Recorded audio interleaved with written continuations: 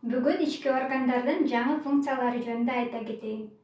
Адамзат көп жылдық эволюциялық жолдорду, таш, коло, темир доорулорун, капитализм, социализм жана башка системаларды басып өтүп, ошол көп жылдық эволюциянын, тажрыйбанын, эмгектин негизинде адамдын аң сезими жер жашоосуна ылайыкташып, өнүгүп отуруп, 21-кылымда гени сөөгү жетилди. Мээдеги бош жаткан кара куш мээси ишке түштү. Адам бүгүнкү күндө жашоону жеңилдеткен техниканын түрүн ойлоп чыкканы аң сезими өсүп жетилгенин билгизет.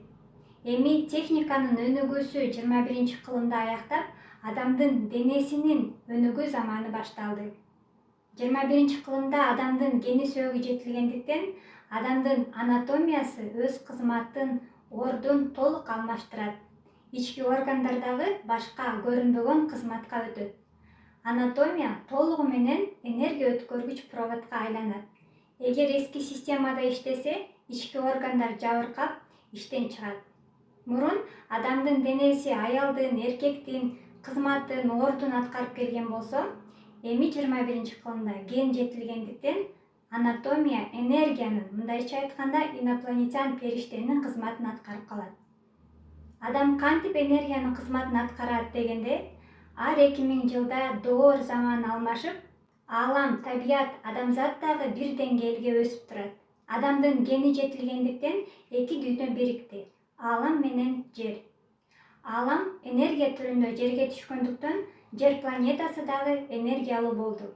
Энергия бул ааламдын жашоочулары, инопланетян, периште, арбайлар. Алар көзгө көрүнбөйт, бирок энергия түрүндө абанын, от, суу, таштын курамына жайгашкан. Адам дем алганда аба аркылуу энергия ичке жайгашат. Адамга энергия жайгашканда денеси энергия өткөргүч проводко айланыш керек. Адам эски түшүнүгүнөн чыгып, психологиясын өзгөртүп, өстүрүп, ошол бийик түшүнүк аркылуу энергияны кабыл алса, анткени мээ аркылуу дене башкарылып жатпайбы? Энергияны кабыл алганда энергия менен дене жуурулушат дагы, адамдын анатомиясы провод сыяктуу ал энергияны кайра бөлүп чыгаруу кызматын аткарыш керек. Энергия жайгашканда денеде химиялык реакциялар жүрүп турат. Организмде клетканын деңгээлинде жашаруу, тазалануу жана нурдануу процесстери башталат.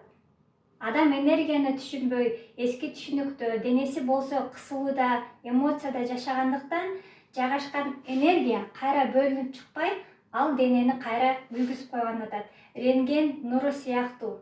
Денеде тез-тез химиялык реакциялар жүрүп тургандыктан, организмден уулуу заттар бөлүнүп чыгып, дене ууланганы жатат. Ошол себептен адамдын психологиясы дагы, анатомиясы дагы жабыркап, түрдүү, айыкпас, аты жөнү аныкталбаган ооруларга чалдыгып, көп адамдарда психологиянын бузулуусу катталып жатат. Мисалы, электрический провод бийик же жогорку токто күйүп калса, аны колдонууга жараксыз болуп калат. Ошол сыяктуу адамдын бир мүчөсү жабыркап калса, эгер аны дарылаганга кеч болуп калса, хирургиялык жолдун негизинде алып салганга мажбур болушат. Ошон үчүн ар бир органды сактап калууга аракет кылышыбыз керек. Анткени жаңы доордо ар бир органдын кызматы өтө чоң. Ички органдардын жаңы функциясы кандай? Биринчи орган өпкө, анткени өпкө аркылуу адамга энергия жайгашат. Адамдын өпкөсү дем алуу функциясын аткарып келген болсо, эми ген жетилип, анатомия өз деятельностун өзгөрткөндө, адамдын өпкөсү абаны боеп тазалай алат. Кантип өпкө абаны тазалайт дегенде, негизи өпкөдө газ обмен процесстери жүрөт. Көмүр кычкылтек газын бөлүп чыгарып, кычкылтек менен организмди камсыз кылат. Сиздерге түшүнүктүү болуш үчүн мектепте биологияда окуган фотосинтез процессине салыштырсак.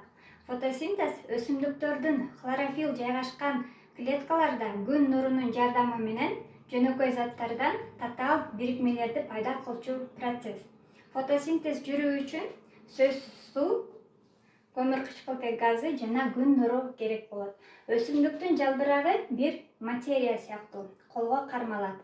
Күн нурунун жардамы менен жалбыракта химиялык реакциялар жүрөт дагы, кычкылтек бөлүп чыгат. Ошол сыяктуу адамдын анатомиясы. 80% дене суудан турат. Абадагы энергия, нур адамга өпкө аркылуу жайгашканда, денеде химиялык реакциялар жүрөт. Адамдын анатомиясы провод сыяктуу энергияны кабыл алып, кайра энергияны бөлүп чыгаруу керек. Энергия өпкө аркылуу адамга киргенде, өпкө энергия боёп бөлүп чыгарып, абаны боёп тазалай алат. Эгер өпкө ал кызматты аткарбаса, өпкө карайып дем алуу оорлойт деп аламдык илимде берилет. Анткени энергия жайгашканда энергия кайра чыкпаса, ал энергия өпкөнү күйгүзүп коет дагы, өпкөдө түрдүү айыкпас оорулар пайда болот. Экинчи орган жүрөк. Жүрөк организмде насостук функцияны аткарып келет. Мисалы, боюнда бар эненин ичинде адам жаралганда, энергиядан жаралгандыктан жүрөк өзү электрический импульстарды пайда кылып, жүрөктү токтотпой, соктуруп насостук функцияны аткарып келген. Эми анатомия өзгөргөндө жүрөктүн чыныгы кызматы кан менен сокпой, энергия программа менен иштеп калат. Кийинки боор. Боордун организмдеги негизги кызматы канды зыяндуу заттардан тазалоо, фильтр функциясын, зат алмашуу жана башка функцияларды аткарып келет. Энергия жайгашканда боор түрдүү боёкторду, идеяларды иштеп, эки дүйнөгө жан киргизип турса, боордо химия жүрбөй, тирүү иштейт. Боор канды тазаласа, эми кан аркылуу энергияны өткөрүп, жашоого закон киргизип турат. Өт тамак сиңирүүдө маанилүү ролду ойносо, эми өттүн чыныгы кызматы сыйкыр иштерди, химия алуучу программаларды иштетет. Өт оорубаш үчүн бийик дух менен баардык иштердин минусун жоюп туруу керек. Ашказан тамак сиңирүүчү функцияны аткарса, эми жер аламдагы мусорлорду кайра иштетип, переработка кылып, энергия аркылуу тазалап турат. Ашказан жарасы болбош үчүн кайталанбаган иштерди иштеп туруу керек. Ичегилер түрдүү ооруну кабылдабаш үчүн майда иштерден чоң закондорду көрүп жашаш керек. Бөйрөктөр организмдеги калдыктарды, зыяндуу заттарды чыгарып, канды тазалоо функциясын аткарат. А бөйрөктүн көрүнбөгөн чыныгы кызматы тез энергия, мээрин бөлүп чыгаруу керек. Ошондо эки бөйрөк ууланбайт. Сөөктөр энергияга толгондо жумшарып, ийилчек болот. Сөөк каалагандай формага өтүү жөндөмүнө ээ болот. Сөөктөр энергияга толгондо сөөктөн жана жалпы ички аппараттардан нур энергия бөлүнүп чыгат. Сөөктөр дагы химияланып, тазаланат. Ошол учурда сөөктөрдө көп рак оорулары көбөйөт. Сөөккө энергия жайгашканда, сөөктөр тез ысып, муздап, алюминий провод сыяктуу өткөргүч кызматын аткарат. Кан айлануу циркуляциясы. Анатомия өзгөргөндө көрүнбөгөн энергия нур менен айланып калат. Эки көздүн чыныгы кызматы көз көрүнгөн жашоону өчүрүп, көрүнбөгөн закондорду тамызат. Кулак. Эски пендечиликти уккан кулакты өчүрүп, угулбаган табигый жашоолорду ырахаттанат. Кулак көп сырлуу толкундарды бөлүп чыгарат. Баш мээлер. Мээ толук иштегенде жаратуучу боёкторду бөлүп чыгарат. Мээнин функциясы өтө татаал болгондуктан, ал жөнүндө кененирээк кийинки видеодо айта кетем. Адамдын денеси толук энергия өткөргүч проводко айланганда, мындайча айтканда, анатомиядан энергия бөлүп чыкканда гана анатомия тирүү, өлбөй сакталат. Анатомия чыныгы кызматын аткарыш үчүн психология менен эриш аркак иштеш керек.